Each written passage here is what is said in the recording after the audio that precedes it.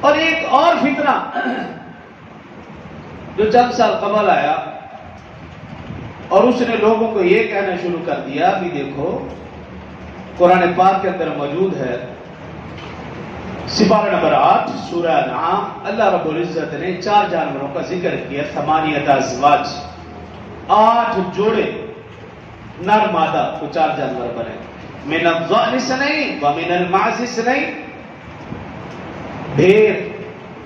نر مادہ، بکرا بکری نر مادہ، اور اس سے اگلی آیت میں اللہ نے فرمایا ومن الابل اثنین ومن البقر اثنین، اونٹ اونٹنی گائے بیل، ان 8 جوڑوں کا اللہ نے اس آیت مبارکہ میں ذکر کیا۔ تو اس آیت کے تناظر میں ایک فرقہ ایسے بھی اٹھا، وہ کہنے لگا بھی دیکھو اس میں بھیڑ کا ذکر ہے، بکری کا ذکر ہے، بکرے کا، اونٹ کا، گائے کا، لیکن بھینس کا تو ذکر نہیں۔ ایسا بھی فتنہ اٹھا کہ بھینس کا تو ذکر نہیں ہے، لہذا بھینس کی قربانی تو جائز نہیں، کہ دودھ تیرے لیے حلال ہے، اس کا ویسے گوشت تیرے لیے حلال ہے، اس کا مکھن تیرے لیے حلال ہے،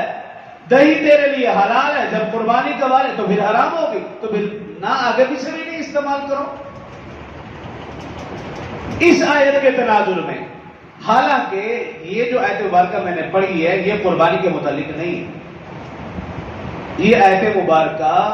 صرف اس میں یہ بتایا گیا کہ یہ جانور حلال ہے، کیونکہ ان جانوروں کے متعلق جو مشرکین مکہ تھے وہ غلط عقائد رکھتے تھے، اس لیے ان کی وضاحت کے لیے۔ ہاں جو قربانی کے متعلق آیت ہے وہ میں نے اس سے پہلے بھی پڑھی، سورہ حج رکوع نمبر 5 اس کی پہلی آیت وَلِكُلِّ أُمَّةٍ جَعَلْنَا مَنْسَكًا لِيَذْكُرُوا اسْمَ اللَّهِ عَلَىٰ مَا رَزَقَهُم مِّن بَهِيمَةِ الْأَنْعَامِ۔ یہ آیت مبارکہ قربانی کے متعلق ہے کہ اللہ رب العزت فرما رہے ہیں ہم نے ہر امت پر قربانی مقرر کی، لِيَذْكُرُوا اسْمَ اللَّهِ تاکہ اس پر اللہ کا نام لے، عَلَىٰ مَا رَزَقَهُم مِّن بَهِيمَةِ الْأَنْعَامِ، بہیمۃ الانعام کا لفظ اللہ نے بولا، سورہ انعام میں صرف انعام،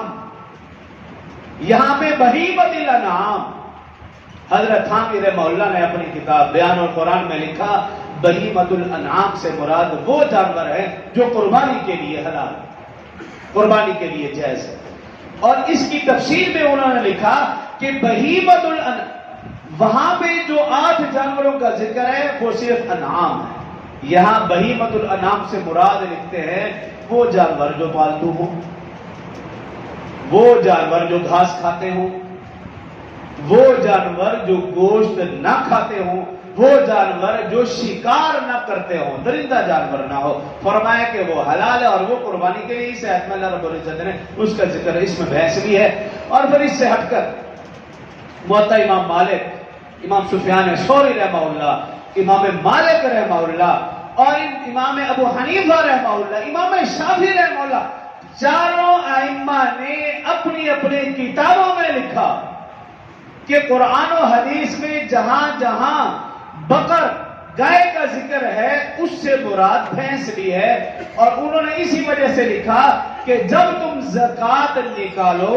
اگر تمہارے پاس گائے ہیں تو جو گائے کی زکوٰۃ بنتی ہے اسی طرح بھینس کی بھی زکوٰۃ وہی بنے، جب زکوٰۃ کا معاملہ ہو گائے بھینس کی ایک ہی زکوٰۃ، تو اسی طرح اور پھر یہ ہمیشہ سے چلا آ رہا ہے نظام، صحابہ کرام کے دور میں تو یعنی عرب میں تو اب بھی بھینس نہیں ہے اس لیے اس کا ذکر بھی نہیں تھا، لیکن چاروں ائمہ مفسرین محدثین محققین اولیاء کرام ہمیشہ سے عمل رہا کہ وہ بھینس کی بھی قربانی کرتے رہے اور اس کو جائز سمجھتے رہے، لیکن آج 2-4 سالوں سے یا کچھ سالوں سے ایک ایسا فرقہ اٹھا ہے جس کا نعوذ باللہ یہ کہنا ہے کہ بھینس کی قربانی جائز، آپ نے ایسے لوگوں سے بھی بچنا ہے۔